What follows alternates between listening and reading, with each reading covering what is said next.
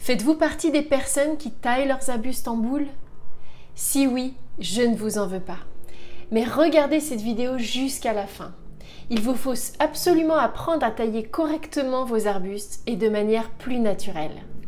Vous saurez quand et comment tailler toutes les plantes de votre jardin.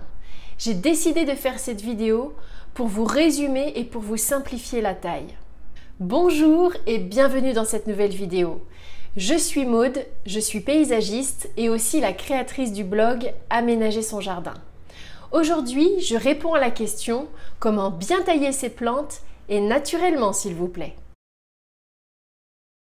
Je vais tout vous expliquer. Mais avant cela, deux choses importantes pour réussir l'aménagement de votre jardin. Abonnez-vous à la chaîne YouTube pour ne manquer aucune nouvelle vidéo et téléchargez le petit guide gratuit si vous ne l'avez pas encore fait. Le lien est dans la description de la vidéo. À la fin de la vidéo, vous saurez comment tailler de manière naturelle vos végétaux. Mais au fait, pourquoi tailler? La taille est indispensable pour un développement harmonieux de vos végétaux. La première raison, c'est tout simplement pour ne pas se laisser envahir.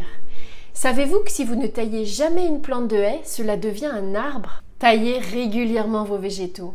Il vaut mieux un travail régulier de taille que de gros travaux de plusieurs jours qui sont une vraie corvée, où vous devez même utiliser parfois des échafaudages, des tronçonneuses pour couper des diamètres importants de branches que vous avez laissées pousser. Taillez pour augmenter la floraison et la fructification de vos plantes. Savez-vous que plus vous enlevez du feuillage à une plante, plus elle a de l'énergie pour fleurir? Moins de feuillage, plus de fleurs et plus de fruits. C'est pour cela que la vigne est taillée si sévèrement tous les ans.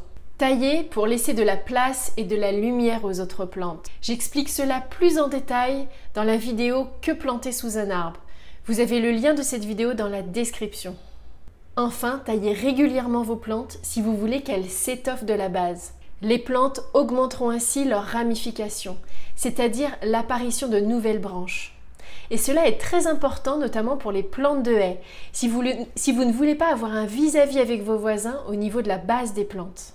Maintenant, je vais vous parler de quand tailler vos plantes fleuries. Je vais vous donner la règle à connaître pour ne plus faire d'erreurs. Vous ferez peu d'erreurs si vous taillez une plante après sa floraison. Vous pouvez donc attendre l'automne pour la grande majorité des plantes. Enlevez les fleurs fanées et profitez-en pour couper les tiges qui se sont développées de manière disgracieuse. Vous pouvez aussi enlever les fleurs fanées juste après les floraisons, c'est-à-dire au printemps ou en été généralement, pour tenter de faire refleurir vos plantes. Cela évitera à la plante de devoir faire des fruits sans intérêt et cela lui donnera plus d'énergie pour faire d'autres fleurs. Faites cela pour vos rosiers et pour toutes les plantes où vous voulez intensifier ou prolonger la floraison. Sachez juste qu'il y a quelques exceptions à cette règle de taille après floraison. Ne le faites pas pour les plantes qui ont un fruit décoratif ou bien comestible. Dans ce cas, taillez juste après la fructification. Il serait dommage de se priver de ces fameux fruits. Ne taillez pas non plus après floraison les plantes fragiles au gel. Taillez-les plutôt au printemps, après les dernières gelées. C'est le cas de certaines plantes d'origine méditerranéenne, comme le laurier rose, les agapanthes ou encore les palmiers. Mais pourquoi attendre le printemps pour les tailler? Eh bien tout simplement parce que le feuillage et les fleurs fanées forment un manteau plus épais pour les protéger du gel. Attendez plutôt le printemps pour les découvrir. Une autre exception à la règle pour la taille après floraison, c'est le cas des plantes malades. Taillez vos plantes malades dès que le feuillage est abîmé, n'attendez pas. Pour ne pas que les parties abîmées se propagent sur les parties saines et pour pas non plus que cette maladie se propage dans le reste de votre jardin. Puis évacuez les feuillages malades et désinfectez vos outils. Et les haies, quand les tailler? Plutôt au printemps ou bien à l'automne? Eh bien cela dépend du type de haie. Si c'est une haie variée composée de plantes fleuries, eh bien je vous conseille de suivre la règle de la taille après floraison. C'est-à-dire que vous allez tailler à l'automne toutes les plantes de vos haies qui ont déjà fleuri et au printemps toutes celles qui ont fait des fruits décoratifs pendant l'hiver. Ainsi, vous étalez le travail de la taille et cela devient une activité plaisante. Je vais vous expliquer dans le chapitre qui suit comment bien tailler vos végétaux au sécateur et de manière naturelle. Si c'est une haie de thuya, de cupressus ou encore de laurier palme ou de charmille, Taillez votre haie 2 fois par an, au printemps et à l'automne. Faites-le aux tailles haies, de manière stricte et rectiligne. Vous savez, c'est ce type de haie qui demande le plus d'entretien. Je vous apprendrai dans une prochaine vidéo comment remplacer petit à petit ces haies uniformes par des haies variées qui demandent nettement moins d'entretien de taille. Et les arbres, quand les tailler idéalement? Élaguez vos arbres de préférence en automne, après la chute des feuilles lorsqu'ils sont en repos. Vous pouvez le faire tous les 2-3 ans environ. Maintenant, voyons comment tailler correctement ces végétaux.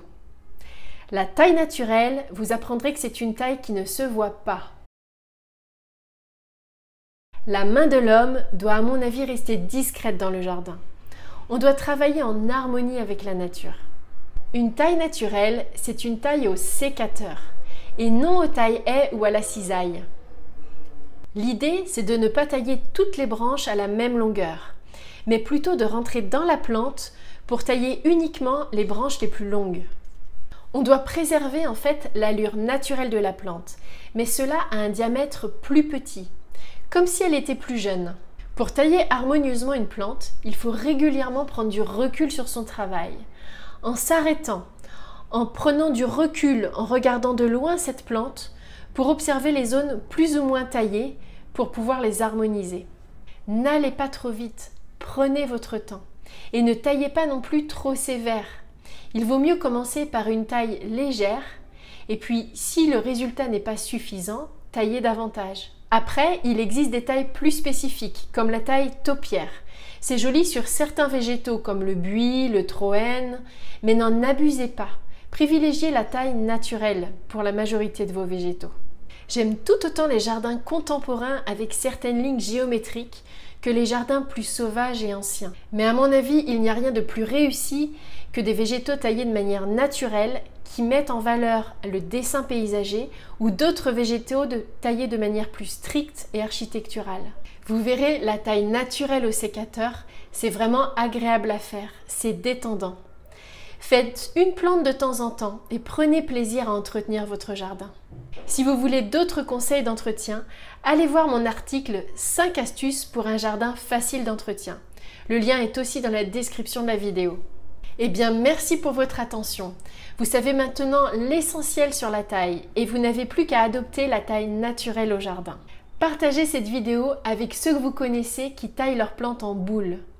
Et puis, posez-moi vos questions en dessous de la vidéo. Je vous dis à bientôt pour la prochaine vidéo.